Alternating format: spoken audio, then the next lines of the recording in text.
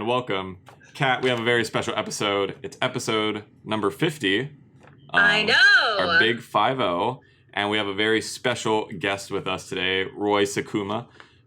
He is known for so much here locally for his legacy in the field of ukulele. He's been teaching at Roy Sakuma Ukulele Studios for 50 years. He was a student of Herb Ohta, who's a famous ukulele player. He founded the Ukulele Festival. I mean, he really is the embodiment of ukulele here in Hawaii. Roy, it's so nice to have you on. Thank you, Kevin. Thank you, Catherine. And it's a joy to be here this beautiful day in Hawaii. Thank you. I know. I'm glad we got some good weather again. It's been a little touch and go recently, but yeah. How is it for you, Kat? Well, I just had a quick question. So I'm looking at your setup here. Is this your house or are you at your ukulele studio? Where are you? This is our home. This is the corner of our home that my wife likes to set it up. She said, "Oh, this is a good place to do the Zoom or to do this interview together." Yes. Are those your prize ukulele behind you? What are those?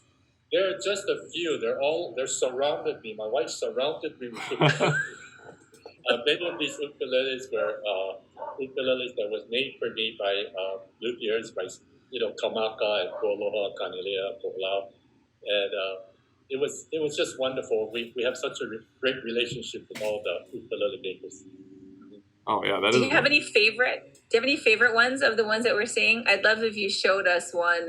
There's one that was surprised us last year because it was our 50th annual ukulele festival, and we were called to the Kamaka Ukulele Factory, and they presented my wife and I with the beautiful ukulele.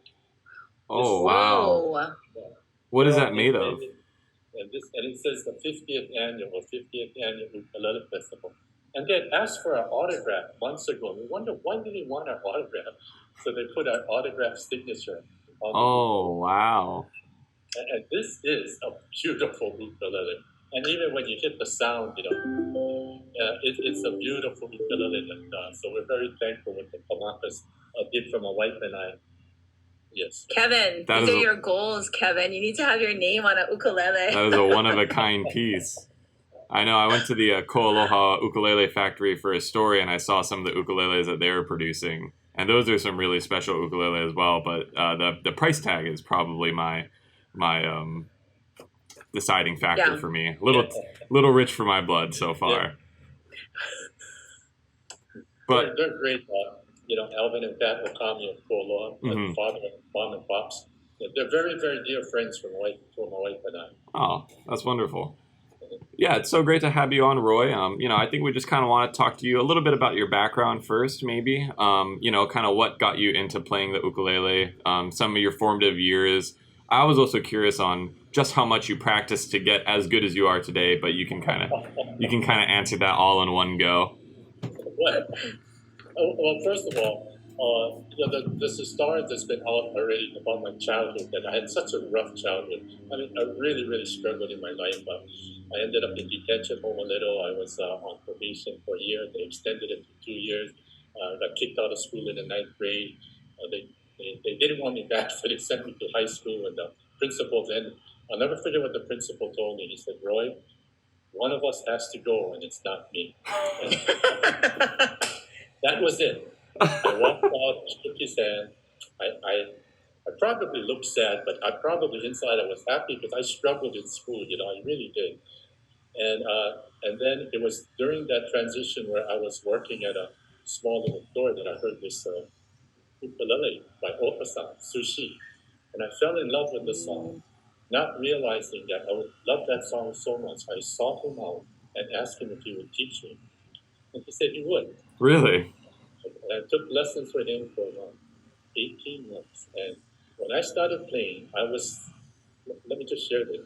When I was younger, about 12 and 14 years old, my friends used to try and teach me to play the ukulele. But picture yourself holding C, and now you're trying to strum. Because I've never heard the radio before, because my mother was mentally ill, so there's never music. I had no concept of rhythm. So I would go like this. And they would say, you'll never learn to play the ukulele because you gotta know rhythm, and you don't have rhythm. So I never played the ukulele until Ohta-San taught me. And he taught me to play to reading music, which was my strength, mathematics. And that's how I got started, Kevin. And my goal after the first month was to beat him. I wanted to play better than him. Oh, wow. So I would practice, Kevin. This is the truth because I wasn't going to school. Probably if you added up about 8 hours a day. And Wow. That's a full-time job. I practiced so hard. But the interesting thing is, the better I got on the ukulele, the farther away the teacher became. I mean, you realize how great a teacher you have as you get better. Mhm. Yeah. And so to answer that question, Kevin, I practiced probably 8 hours a day for about 18 months. Then he told me to quit, and I didn't want to. But he said, I've taught you everything I've learned. For the 5 years that it took me to learn all these things, you've learned it in 18 months. Go on your own. Oh, wow. And so I left unwillingly because I was sad, you know. And so I drifted around for about a year. And he calls me up. He says, Roy, I'm starting an ukulele class of adults. Can you help me? Oh, sure. What do I have to do? Just tune the ukuleles. So I go up there on Saturday and I tune up like 20 to 25 adults. And I sit there as he teaches lesson number 1. At the end of the lesson, he comes up to me and he says, oh, by the way, I'm going to Japan. You're teaching for the next 2 weeks. And I was stunned. I said, I've never taught. I don't know what to do. He said, just do what I do. And so he left. He went to Japan, and I had to teach his class now. And Kevin, how I practiced the ukulele for 8 hours a day is the same thing I did. I went home, and I looked at the walls, the mirror, and anything I could talk to. And I practiced teaching to the students. Oh, wow. And creating questions they would ask me and tried to answer, but I was stumbled. But what happened is, because I practiced probably hours every day, when I went in front of them on Saturday to teach, I wasn't nervous, and it came out so natural. Oh, wow. I was so comfortable teaching them, and they were happy to learn from me. And so when Ohta-San returned, he said, well, how did you like teaching? And I told him I loved it. And you know what he told me? He says, hey, Roy, you take over my students. You teach from now on. You take over all my students. All you do is pay the rent. And I accepted right there. Mhm. That's how I got started in teaching. So I owe everything to Ohta-San. Yeah, he's been a blessing in our lives. Oh, wow. Wow. What a crazy story. Well, when you were younger, what did you think you were going to do? Like, what were your... I really honestly thought that at age 18, I would end up in Oahu prison. I was into so much trouble as a child. I started cutting out of school in kindergarten. What? Yeah, I cut out of school every year from kindergarten to 9th grade.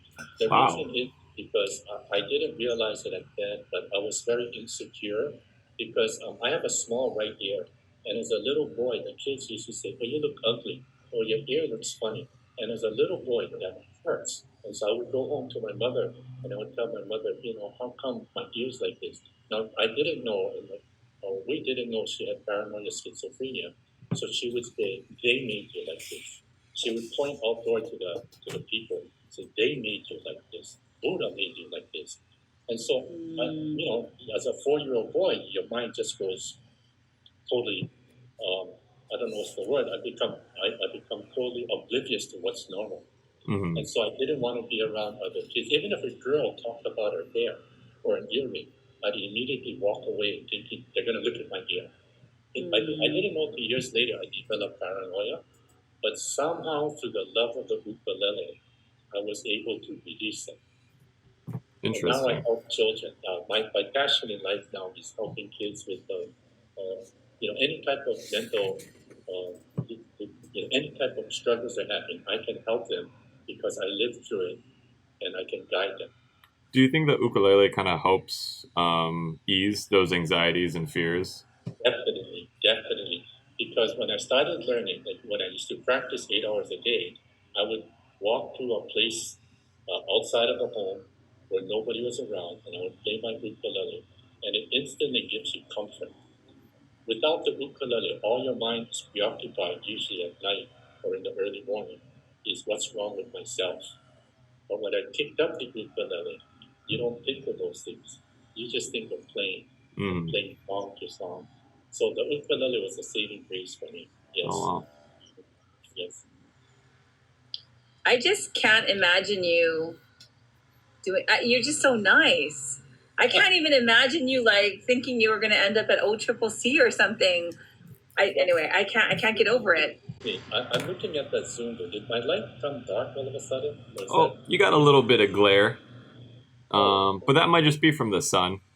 It's Yeah. just the sun. Shall I just have my wife see if she can adjust that? Oh yeah, if can. So look at this. Look at the screen. There's some, while you do that right now, I'm gonna close my sliding glass door real quick. I got a lawnmower going. Look at What's this. happening? I'm all alone on this podcast now. So I have a question for you. Is there? I mean, do you still play the ukulele as often as you used to, or not as much, or? I rarely play the ukulele now. All I do with the ukulele is teach. I love teaching, and I don't know if you know this, but I have not really played the ukulele. I have not really performed in Hawaii on the ukulele. Oh, I didn't know that. No, it was better here. And what happened is that only because when I went to Japan, my wife and I, to help the people in Fukushima, did I start to play the ukulele for the people in the care home, in the shelters. And that's what they gravitated to when I played. So I started to start playing the ukulele again for them. Mm. But in Hawaii, I don't play. I don't play that. Yeah. How come though? What is the? Why not? Well, because Blue Note used to call me and say, "Roy, will you play at Blue Note?" And we're going to charge so much money per person. And a lot of my students would say, "Yeah, we're going to come. You play at Blue Note, we're coming." But then I thought to myself, it's not fair for people to pay to come and see me play if I don't practice at all. That's not fair. So if I don't practice, I don't deserve to be performing. And that's one of the key reasons why I won't perform, is because I don't practice. But I love teaching. Mm. This thing was real good. What are some of the aspects that you love so much about teaching that kind of brings you to it, I guess, or why has that become more than playing the ukulele for you? I have this tremendous joy of teaching children, that you see the laughter, you see the smiles on their faces. And it's not just teaching, it's what I'm doing within this teaching. It's somehow can create this laughter in them and these smiles. Once you see a smile on a child's face, and we tell this to all our instructors, when you see a smile on a child's face, you know that you've got them at the right place, that they're open to learning, and they're just open. You don't want them to be like this and look so bored. Yeah. I think that's one of the key that we try to teach all our staff members to do. It's an art. It's something that I think my wife and I learned a long time ago, and we've been able to instill this in all our young instructors through the years to develop this quality. Many of them, by the way, went on to become really wonderful school teachers. Oh, interesting. Works hand in hand. Mm-hmm. Yes. Interesting. And so so you ended up founding your own school, the Roy Sakuma Ukulele Studios. What was that like? I mean, that must have been. Was it easier for you since you kind of had already a lot of teaching experience and the students from Ota, or was it a difficult process? It actually was not at all. It was. I was teaching for Ohta-San for several years, and it was Ohta-San who encouraged me. He says, Roy, maybe it's time for you to open your own studio. Mm-hmm. Open your own ukulele studio. And I opened up my studio with his encouragement in the room next door to him. Oh, wow. He didn't. He wasn't.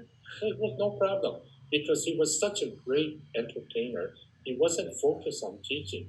I realized you cannot be it's hard to be a great teacher and teaching students and a performer at the same time. You have to choose one of the two. And he was a great performer. I can remember long lines at the Ilikai Hotel trying to get in to listen to him play on his musical set with the ukulele. That's how great he was. I mean, you talk to some of the greatest musicians in the world. So unfortunately, some of them passed away. They'll tell you, as a musician, not as an ukulele player, just as a musical musician, that they. I remember a famous member of the wrecking crew that recorded over hundreds of thousands of songs with all the great musicians.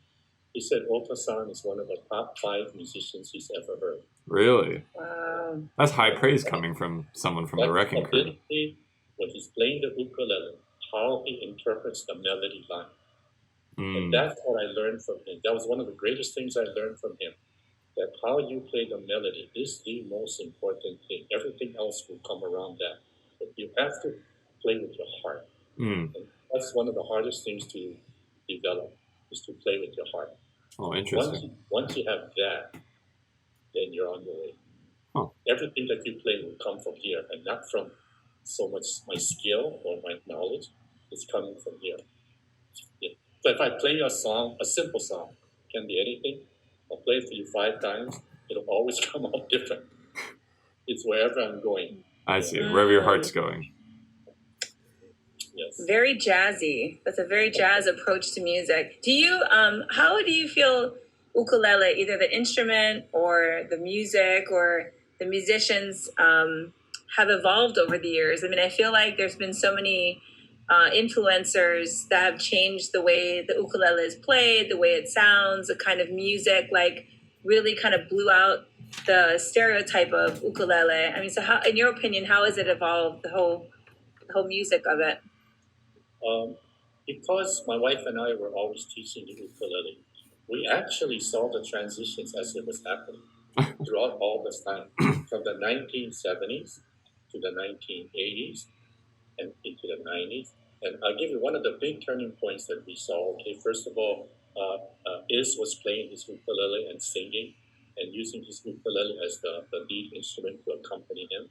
And he was such a natural. Iz was such a natural. Mm-hmm. His voice was one of a kind. And right after Iz, of course, you had Capena that came out with their sound. But one group in particular that I feel made a really big difference, and I could tell, was the Ka'au Creative Works. Because when they came out with their reggae style of music, and Troy Fernandez was playing the ukulele, we noticed a huge trend of high school students coming to take lessons at our studio. Before, it was always children up to 7th grade.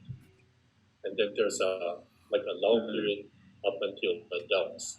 But when the Our Creative Voice came out, we got so many calls from high school kids wanting to learn to play the ukulele. Oh, interesting. It parasite, and they wanted to learn the ukulele. Huh. That was a big thing that we noticed in the musical transition that moved forward. And then a lot of what Ka'au did continued throughout the years. It evolved, like Catherine, you were saying. And you see people like, and even people like Jay started playing double finger picking, but he developed his own style. See, this is the great thing about Jay. He took what he learned at our studio. He was a student of ours for 7 years with us till he graduated from high school. And then he took what he learned, and what we encourage everyone to do is, if you're going to perform, you need to develop your own style. And he did it. He developed a style that the world kind of gravitated to. Yeah. I think so. We could see that. We've seen the change. It's really been a blessing, and I've seen it in the past 10, 20 years, where you notice that a lot of the pop songs now, you can hear the ukulele in the background. It's great. That was my dream. That was the reason of putting on the first annual ukulele festival. My dream was to see the ukulele travel throughout the world, and it's finally happened. And so we're very thankful that now that everyone can enjoy the music of the ukulele. And it's a good thing that you brought up the ukulele festival. That was kind of what I wanted to ask you about next. You and your wife were the founders of the ukulele festival, which just recently had its 50th year. So it's been a really long-standing kind of Hawaii tradition. How did that all get started? Kind of where did that idea come from, and how did it get to where it is today? It goes back to when I was teaching for Ohta-San, is that I was teaching only part-time. There was a limited amount of students. Now, back in those years, the 1969, 70, 71, very few people were interested in the ukulele. The instrument of choice was the guitar because of the Beatles, the Rolling Stones, the Beach Boys. Everything was guitar. Everything was guitar. Well, what happened is I got a job at the city and county of Honolulu of cleaning the parks. I was the lowest employee. So my job was to clean the bathrooms in Waikiki, empty the rubbish cans, etc. And at lunch, I would sit at the bandstand, look at the bandstand, and I actually mumbled, my dream is to put on at the ukulele festival. And someone heard me mumbling, and they spoke, they said, dreams come true. And it hit me, and it locked in me.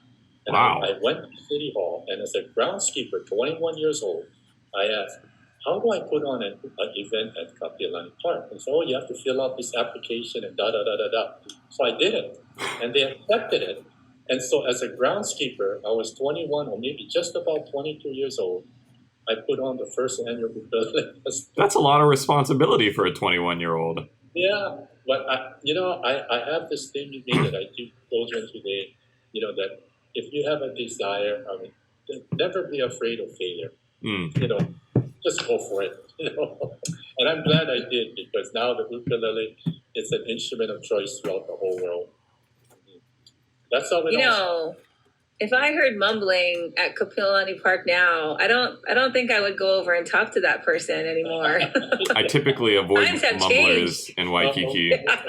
Yeah, the world has changed so much. And I thought growing up in the 60s like that, I thought I thought it was a fun time, and people say, all eras are fun. But I look at today's time and I said, I worry for the young kids of today, because we as the adults are responsible establishing what society is going to be 20 years from now. So we really have to put our best foot forward. The key word I always tell the students, even at our studio, and I do this a lot, and even my instructors do this a lot, is we focus on love. Just focus on love when you're teaching, when they're leaving the studios. They will sense it. And I'll tell you how many kids, when their lessons are finished, do you know what they're waiting for? Their hug. Oh.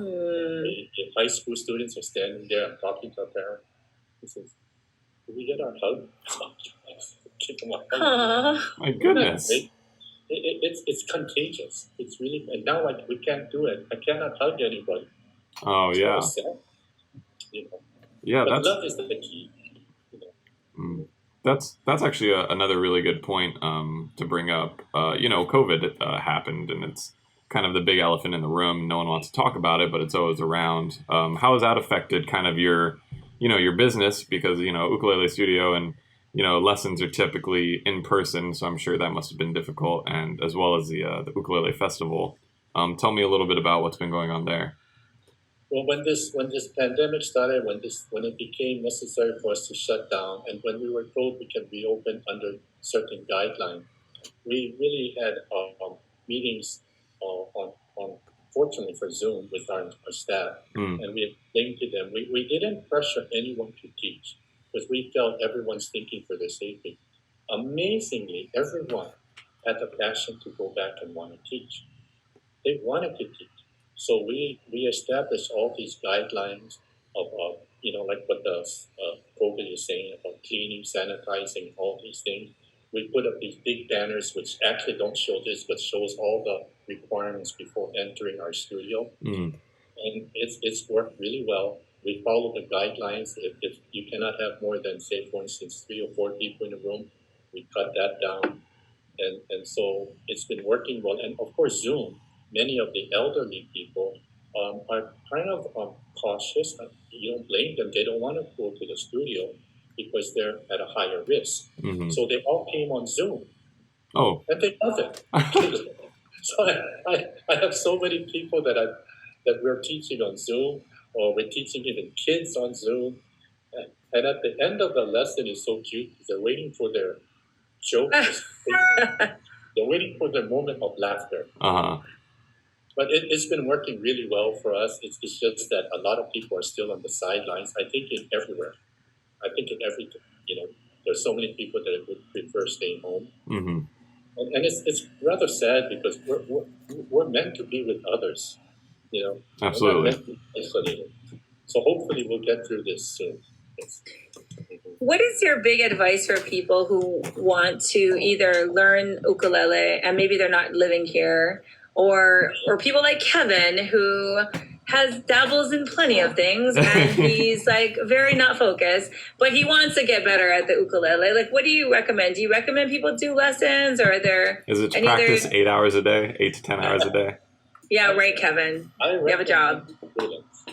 And there are many students that are learning online. I mean, they're just going through videos and copying videos. Mm-hmm, mm-hmm. It helps to a certain degree, but the problem with that is that if you ask the student, what are you playing? They don't know what they're playing.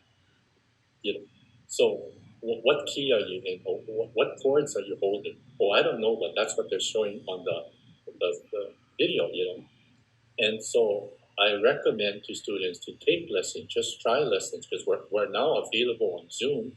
You can contact our studio and just try a few lessons. You can just try 4 lessons. But I'll tell you that the success rate of people that have come to our studio to just try, I would say is probably way above 90%. When they take the first lesson, they're kind of hooked because they see it's a method that I developed in 1970, I think.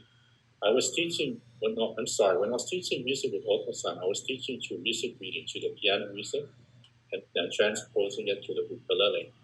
I would hit a blockage with kids where I couldn't teach things that I wanted to teach that were more difficult to learn. This is when I decided to use something, and Jake talks about this a lot, that I used a manual typewriter to type out the music from a piano sheet. A manual typewriter. Now I would give the music to my students, and they could, if once they learn the method of what I am doing, they can play that song rhythmically in time, exactly the same as a piano music, without even knowing the song, without ever hearing the sound. They can do it. Oh, interesting. Really? Yeah, it's one of those. I think it's one of the most amazing things and I remember one of that man from the Wrecking Crew, who was a great musician. Oh, and another person, Howard Roberts, who wrote a compendium of jazz books. He was one of the greatest jazz guitarists in the '60s. When he looked at my method and I explained it to him, he said this could have easily have been the alternative to learning music for children, because now everyone could understand. Because you see, when you play to the piano music, many students will have trouble. Mm-hmm. Because piano music and reading music is associated with math. So it's a little more difficult for someone who majors in English to understand the mathematics part, the fractions. You're talking right? to us right now. Piano. Yeah, I suffered in piano, yes. Well, with this method, you wouldn't have that. You wouldn't have that support. Yeah. So it was just something that we taught all our instructors. And that's the beauty of it, because we have 4 studios. I think I've written probably over a couple thousand songs for ukulele. Oh my goodness! They can learn the song from Kathy or I, my wife, but they can look at the music sheet and now they know how to play it. Yeah. Mm-hmm. So, Sign him up. I know, I got to get in there. I think I actually called one time to start taking lessons, but then I fell off because I have trouble sticking on one hobby. But maybe next time. I don't know. Now I'm all excited about it. The ukulele, I think I heard Kathy playing a podcast or something that you hear an ukulele at the beginning. Is that? Oh, that's an intro. No, Kevin wishes that was I wish him. that was me. That's it. That was You want to hear Kevin play a ukulele? You can go grab your ukulele, Kevin. I know you desperately want to. You know what's really sad right now is I don't know where my ukulele is. What happened? I switched to the guitar. Speaking of guitars, that's my big thing right now. But yeah, no, I mean, this has been so good talking to you, Roy. It's been a pleasure having you on the podcast. Thank you very much. It's been a pleasure talking to you folks. It's been so easy. That's what we aim for. Easy to talk to. Kat, do we have? Oh, actually, Roy, where can people find your ukulele studio, your website, anything you want to let our listeners know? Yes, they could go to our website, which is roysakuma.com, and they could get all the information, and they could learn a lot about what we do, what we teach, and all the things that we're doing to not just to the ukulele, but primarily to the ukulele, but also which one of my passions in life is to help the young children understand their inner feelings, to help them prepare for and this is a subject that I wish I used to talk to mental health conferences about, and I can't wait till the pandemic is over when I can go back and talk about these things, because it is so simple, and yet it's not in the minds of most people in the world. It's what I'm sharing, how I got through my struggles. That's the difference. I didn't learn it. I experienced it. So now the healing parts of all these things in life is actually very simple. And in fact, I was helping the FBI in 2016 to surprise me and flew me to Washington to receive an award from the FBI director for helping hundreds of kids stay out of jail. All I have to do is share why we are mad, why we're mad at the world, at our parents, why we're so upset about things. And when they understood, guess what happens? They let it go. It wasn't important. Wow, you really dropped out on us at the last second, Roy. I feel like that's so important. It's so important. The FBI thing, though, that's a big. I feel like we could have talked more about that. Detention home, FBI award. But we're running out of time. Kat, do you have any our shout outs? Do you want to do those this week?